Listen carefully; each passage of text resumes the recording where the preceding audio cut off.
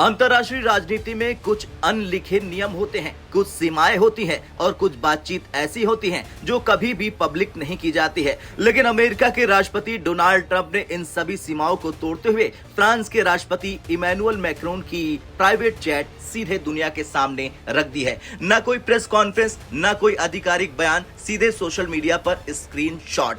और इस एक कदम ने अमेरिका और यूरोप के रिश्तों में भूचाल ला दिया।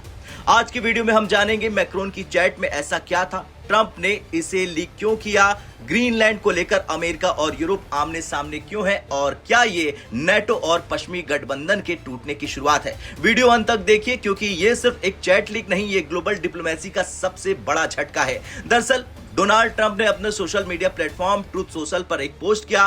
पोस्ट में लिखा था फ्रांस के राष्ट्रपति इमैनुअल मैक्रोन का नोट और इसके साथ ही एक टेक्स्ट मैसेज का स्क्रीनशॉट। इसका मतलब बिल्कुल साफ था, ये दो राष्ट्राध्यक्षों की निजी बातचीत थी। डिप्लोमेसी में ऐसी बातचीत को पवित्र माना जाता है, लेकिन ट्रंप ने उसे पब्लिक मंच पर डाल दिया। मैक्रोन के मैसेज में लिखा था, मेरे दोस्त, सीरिया पर हम पूरी तरह एकमत है, ईरान पर हम मिलकर बहुत कुछ कर सकते हैं, लेकिन मुझे समझ नहीं आ रहा कि आप ग्रीनलैंड को लेकर क्या कर रहे हैं। इस एक लाइन में तीन बड़ी बातें छुपी थी। सीरिया पर अमेरिका फ्रांस की सहमति, दूसरी ईरान पर साथ काम करने की इच्छा और तीसरी ग्रीनलैंड को लेकर सीधी असहमति। यहीं से कहानी गंभीर हो जाती है। ये चैट सिर्फ राजनीतिक राय तक सीमित नहीं है। मैक्रोन ने इसके आगे लिखा, मैं डावोस के बाद पेरिस में G7 बैठक आयोजित कर सकता हूं। हम साइड में यूक्रेन, डेनमार्क, सीरिया और रूस को भी बुला सकते हैं और अमेरिका लौटने से पहले हम दोनों पेरिस में डिनर भी कर सकते हैं। ये सब बैकडोर डिप्लोमेसी का हिस्सा होता है। ऐसी बातें भरोसे पर चलती हैं,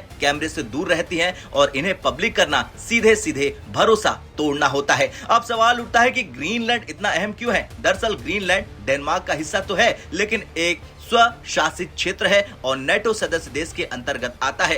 ट्रंप लंबे समय से कह रहे हैं कि ग्रीनलैंड अमेरिका की सुरक्षा के लिए है। ट्रंप के तर्क हैं कि आर्कटिक क्षेत्र में चीन और रूस की बढ़ती मौजूदगी, सामरिक सैन्य लोकेशन, दुर्लभ खनिज संसाधन और अमेरिकी राष्ट्रीय सुरक्षा। लेकिन यूरोप का जवाब है कि ग्रीनलैंड कोई प्रॉपर्टी नहीं है जो बेची जाए। अब आते हैं सबसे बड़े धमाके पर। ट्रंप ने ऐलान किया 1 फरवरी 2026 से अगर ग्रीनलैंड पर समझौता नहीं हुआ तो अमेरिका 10% टैरिफ लगाएगा। Denmark, Norway, Sweden, France, Germany, United kingdom, Netherlands और फिनलैंड पर। ट्रंप का तर्क है कि अमेरिका दशकों से यूरोप की सैन्य सुरक्षा करता आया, मतलब साफ है, सुरक्षा दी है, अब कीमत चुकाओ।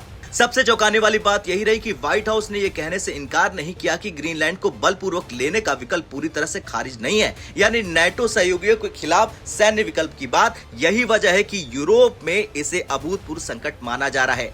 अब एक और खुलासा होता है। ट्रंप ने नॉर्वे के राष्ट्रपति को मैसेज लिखा कि अब मुझे केवल शांति के बारे में सोचने की कोई बाध्यता महसूस नहीं होती है। इस बयान को पिछले साल नोबेल शांति पुरस्कार न मिलने से जोड़ा जा रहा है। मतलब अब शांति नहीं, अब पावर पॉलिटिक्स। इतिहास में बहुत कम बार ऐसा हुआ है जब इतने यूरोपीय देश एक साथ अमेरिका के खिलाफ बोले हों। चलिए अब जानते हैं किन देशों ने संयुक्त बयान जारी किया। इनमें Denmark, Norway, Sweden, Germany, UK, Netherland और फिनलैंड है। बयान में कहा गया है कि ट्रंप की टैरिफ धमकियां ट्रांस अटलांटिक रिश्तों को नुकसान पहुंचा रही हैं और ये खतरनाक टकराव की ओर ले जा सकती है। अब नॉर्वे का कहना है कि हम दबाव में नहीं आएंगे। ब्रिटेन का कहना है कि ग्रीनलैंड का भविष्य केवल ग्रीनलैंड और डेनमार्क तय करेंगे। फ्रांस की तरफ से मैक्रोन ने टैरिफ को अस्वीकार बताया। स्वीडन कह रहा है कि हम ब्लैकमेल नहीं होंगे और यूरोपीय संघ की ओर से उर्सुला वॉन डेर लेन ने कहा कि टैरिफ अंतर्राष्ट्रीय कानून और संप्रभुताओं के खिलाफ है। इस पूरी खबर का सबसे खतरनाक पहलू है कि निजी कूटनीतिक बातचीत का सार्वजनिक लीक होना। अगर राष्ट्राध्यक्ष खुलकर बात नहीं कर पाएंगे तो डिप्लोमेसी कैसी चलेगी।